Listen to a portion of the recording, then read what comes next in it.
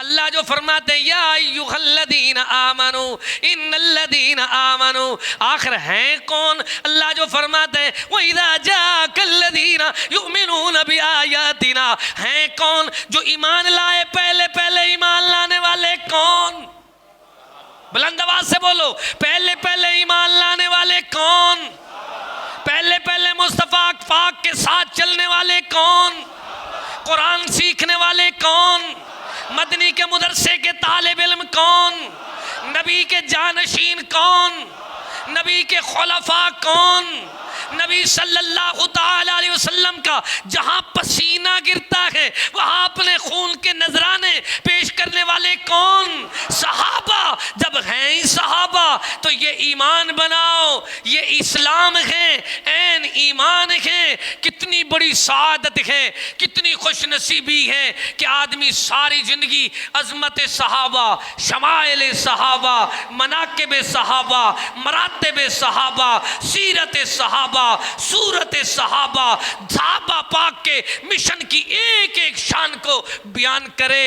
اور حدیث پاک میں دیکھو ایک ایک صحابی پر باب پورے اللہ اکبر درجنوں حدیثیں موجود ہیں۔ قرآن پاک میں دیکھو صحابہ پاک پر کتنی قرآن کی آیات بینات موجود ہیں۔ اللہ خود فرماتا ہے رضی اللہ عنہم ورضوا عنہ،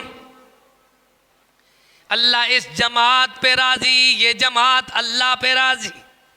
اللہ سے دعا کرتے ہیں اللہ ہمیں صحابہ پاک کا پیار نصیب فرما، اللہ ہمیں اہل بیت کی سچی محبت نصیب فرما، اللہ کریم ہم سب کو اپنے محبوب کا سچا پکا تابعدار بنا، صحابہ کرام کے نقش قدم پہ چلا، اہل بیت کی سچی محبت نصیب فرما، اولیاء کرام، بزرگان دین، تمام ائمہ دین کا ادب و احترام نصیب فرما۔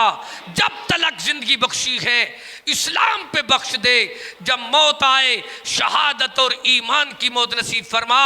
اللہ اس محمدی مسجد اہل حدیث جس کے بانیان سبحان اللہ ہماری جماعت کے محسن محمد جونا گڑھی رحمہ اللہ جو مفسر قرآن ہیں، سبحان اللہ تفسیر محمدی لکھی ہے، 100 سے زیادہ تصانیف ان کی پڑھو پھر پتہ چلے گا کہ محمد جونا گڑھی کون تھا۔ سبحان اللہ آج بھی اس کی تصنیف گواہی دیکھتی ہے۔ طریق محمدی کو دیکھو، شمع محمدی کو دیکھو، ذرا پڑھ کر دیکھو، سبحان اللہ یہ کیسے دین محمدی ایک کتاب ہے، اس کو ذرا پڑھ کر تو دیکھو۔